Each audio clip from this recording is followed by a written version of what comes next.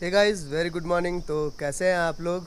आज की मॉर्निंग हमारी हो रही है उत्तराखंड पिथौरागढ़ के मुनस्यारी तहसील से, जो कि बहुत ही बढ़िया लोकेशन है। अगर कभी मौका मिले तो विज़िट ज़रूर कीजिएगा।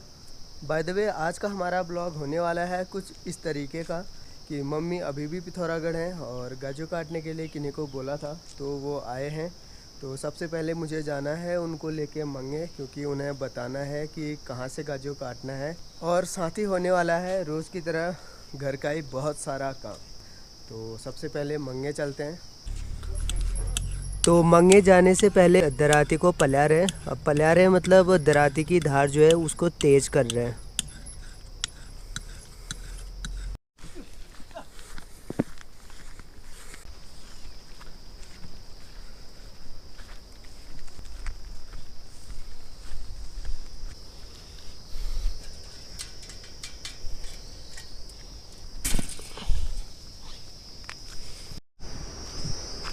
तो ऐसा कुछ है मंगे का रास्ता।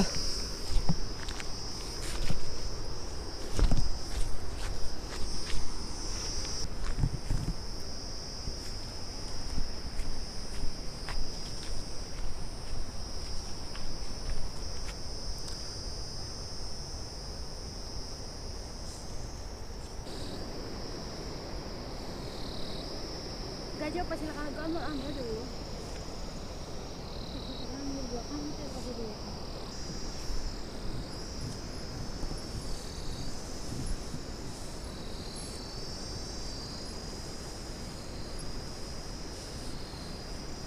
तो घास काटने का काम इन्होंने शुरू कर लिया है।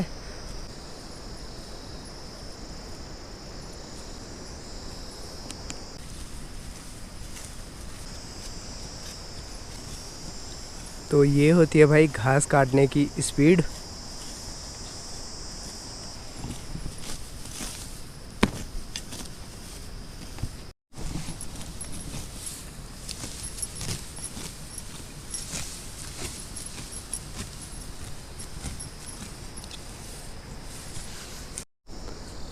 तो यहाँ पे गाजू काटने का काम कंटिन्यू है, दोनों लोग लगे हुए हैं।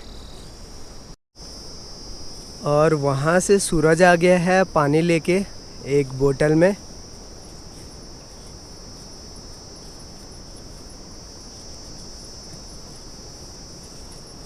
ओ यहाँ पे रख दे। तो इनको मैंने बता दिया है कहाँ से गाजू काटना है करके, और अब मैं चला घर के लिए। और मेरे आगे चल रहा है सूरज।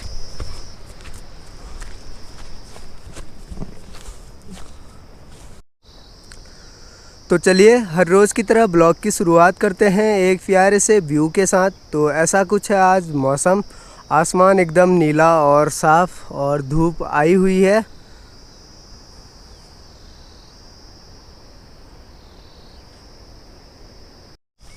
और यहाँ आए हुए हैं बंदर। बंदरों ने अलग आतंक मचा रखा है, सूरज भगा रहा है उसे। एक ही है बड़ा वाला बंदर, वहाँ पे है। भगा भगा, जल्दी भगा। कहाँ गया?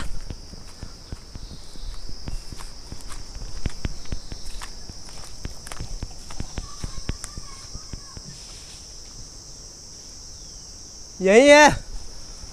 ओह ओह, ये देखिए।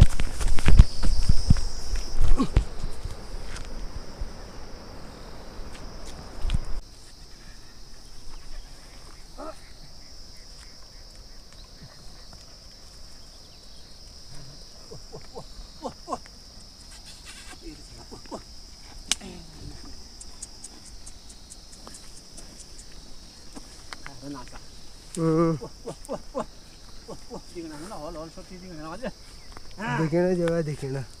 तो ऐसा होता है हल। तो यहाँ पे ताऊ जी खरिया रहे हैं। खरिया रहे मतलब बोने से पहले बात है, ताकि जब बाद में बोने का टाइम आए तो जो ये मिट्टी है वो ढीली हो जाए। खरियाने के बाद इसमें खाद डाला जाएगा। उसके 15-20 दिन के बाद गेहूँ या जौ बोना शुरू हो जाएगा। और इस सीज़न में बोया जाता है गेहूँ, जौ और मसूर। और यहाँ पे घास खा रहे हैं हमारे बंसी महोदय।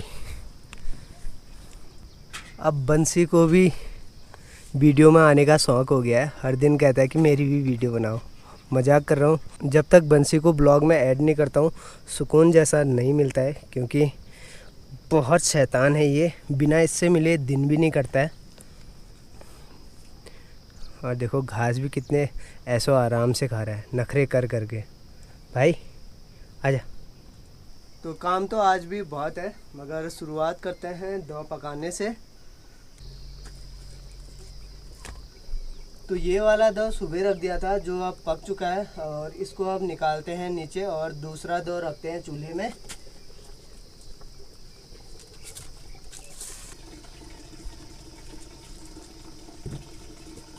और इसमें है दाला, तो 2 जग दाला डालते हैं।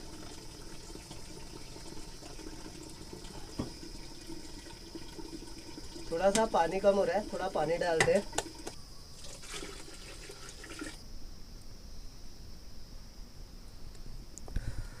तो दो पक गया है और इतनी देर में मैंने नाश्ता भी कर लिया था।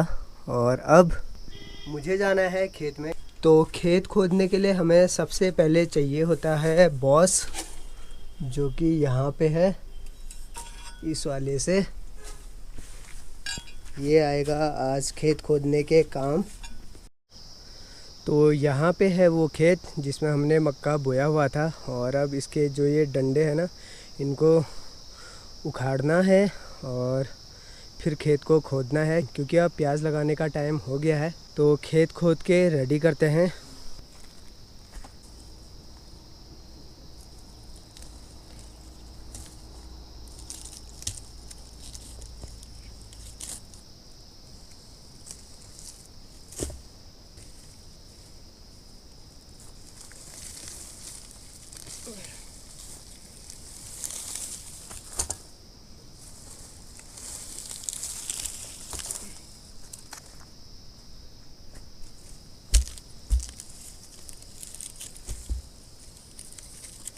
अब हो क्या गया है ना, जो ये मक्के के पेड़ थे इनकी जड़ में काफ़ी मिट्टी लग गई है, तो फिर इनको झाड़ने के बाद साइड करेंगे ऐसे।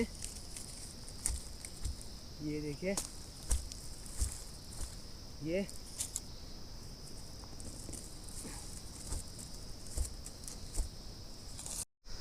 तो मक्के के पौधे सारे उखाड़ के कर दिए हैं मैंने साइड। और अब बाकी रह गया है घास उखाड़ना, तो घास भी उखाड़ते हैं। ये वाला घास थोड़ा हल्का होता है, तो ये हाथ से ऐसे उखड़ जाता है, इसको काटने की ज़रूरत नहीं है, तो बस हाथ से ऐसे उखाड़ना है। ये देखिए, तो इस वाले घास को ना काटने में ज़्यादा टाइम लगता है, उखाड़ने में कम, तो इसको उखाड़ा जाता है ऐसे। इस वाले घास को बोलते हैं निरफुली।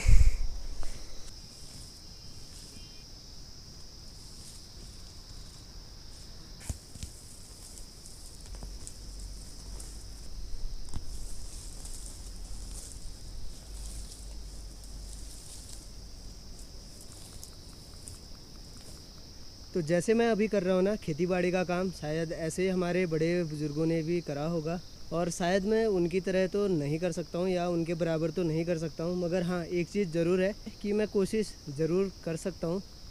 देखते हैं आज मैं कितना काम कर पाता हूँ। घास उखाड़ने का काम तो लगभग हो गया है, और उसके बाद जो आपने पिछले ब्लॉग में देखा होगा कि मैं भट चूट रहा था, जो भट था उसे फटैल लगाना है। फटैल लगाना था मतलब हवा लगा के जो उसकी गंदगी है उसको भट से अलग करना है। कह सकते हैं कि फटैल लगाना या हवा लगाना, तो वो काम भी करना है। तो फ़िलहाल तो ये काम ख़त्म कर लेता हूँ। और अब जो ये आप यहाँ पे घास का ढेसर देख रहे हैं ना, इसको मैंने वहाँ डालना है जहाँ पे वो वाला घास डाला हुआ है।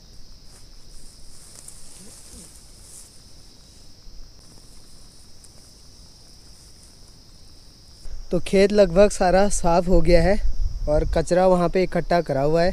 कचरा मतलब जो घास फूस था जो गाय भी नहीं खाती है, तो वो सारा मैंने सुखाने के लिए वहाँ पे डाल दिया है, ताकि इसको सुखाने के बाद में यहीं पे जलाएंगे। और इसे यहाँ पे जलाने का रीज़न ये है ना, जब यहाँ पे हम ऐसे घास फूस जलाते हैं, तो जब उसके बाद हम इसमें प्याज बोएंगे तो वो थोड़ा ज़्यादा उपजाऊ हो जाता है, क्योंकि जो इसका राख होता है उसे ज़्यादा उपजाऊ माना जाता है। तो ये सारा कचरा यहीं पर जलाएँगे।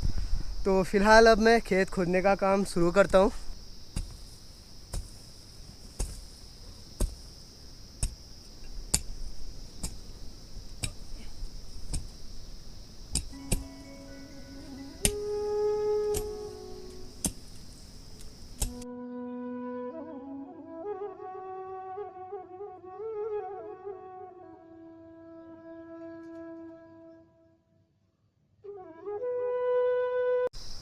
तो खेत खोदते खोदते मुझे प्यास लग गई थी, तो नेहा से पानी मंगाया, क्योंकि काम कर रहे हैं तो जाहिर सी बात है प्यास तो लगेगी ही।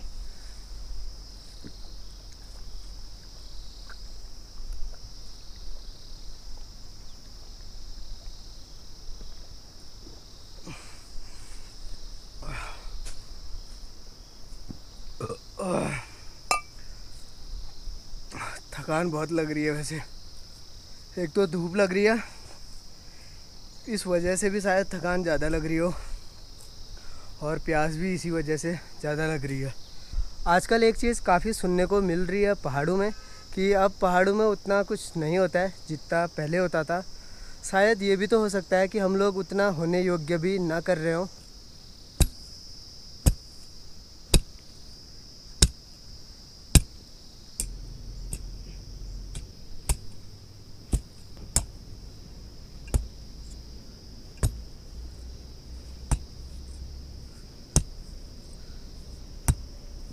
और साथ ही एक और चीज़ आजकल काफ़ी प्रचलित है कि पहाड़ों के लोग पहाड़ में कम और शहरों की ओर ज़्यादा जा रहे हैं। शहरों की ओर ज़्यादा जा रहे हैं मतलब शहरों में ज़्यादा रह रहे हैं।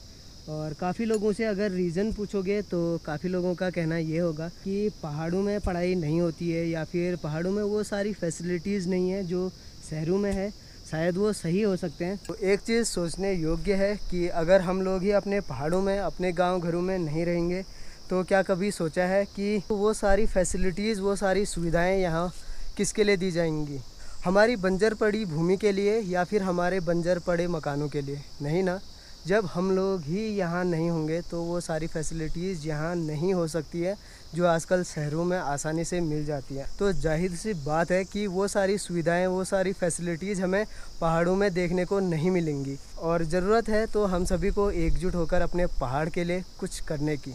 मैं ये नहीं कह रहा कि आप लोग गलत हैं, शायद मैं भी गलत हो सकता हूँ, क्योंकि अगर आप लोग शहरों में हैं तो आपकी भी अपनी मजबूरी हो सकती है।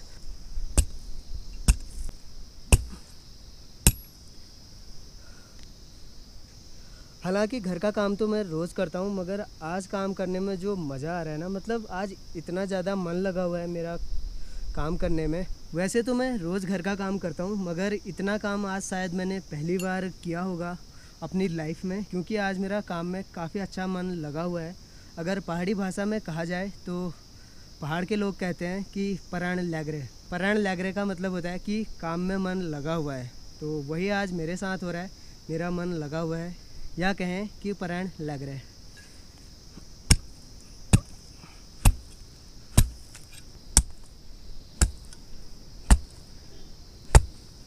और मैं इस आस में खेत नहीं खोद रहा हूँ कि कुछ नहीं होगा, बल्कि इस विश्वास के साथ खोद रहा हूँ कि अगर खोद रहा हूँ तो कुछ ना कुछ तो ज़रूर होगा, भले थोड़ा होगा मगर होगा ज़रूर।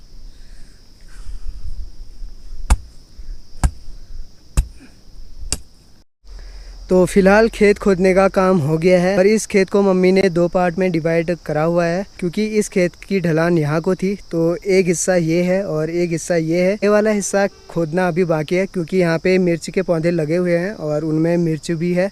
तो ये वाला खेत बाद में खोदूँगा, और ये वाला खेत मैं खोद चुका हूँ। तो अब घर के लिए चलता हूँ। तो खेत खोदने के बाद मैं आ गया हूँ घर। ये वही कट्टा है जिसमें हमने कल भट्ट डाले हुए थे, और सुप्पा भी ला गया हूँ, और यहाँ पे लगा दिया है पंखा फटल लगाने के लिए। तो चलिए काम शुरू करते हैं।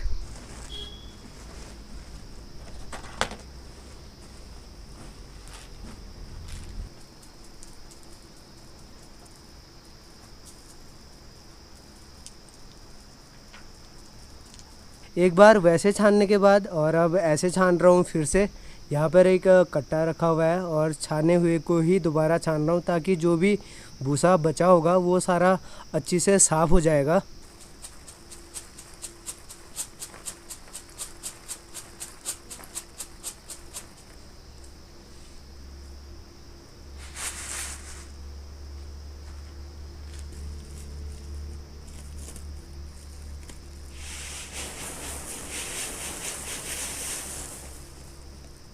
तो काम पूरा हो गया है आज का, और पसीना भी काफ़ी हो गया है। फिलहाल इस ब्लॉग में इतना ही रखते हैं। अगर आप लोगों को ब्लॉग पसंद आया हो तो वीडियो को लाइक, चैनल को सब्सक्राइब कर लीजिएगा। हो सके तो अपने यार दोस्तों में भी शेयर ज़रूर कर दीजिएगा। फिर मिलते हैं बहुत जल्द अगले ब्लॉग में। तब तक ध्यान रखिए अपना और अपने परिवार का। जय हिंद, वंदे मातरम।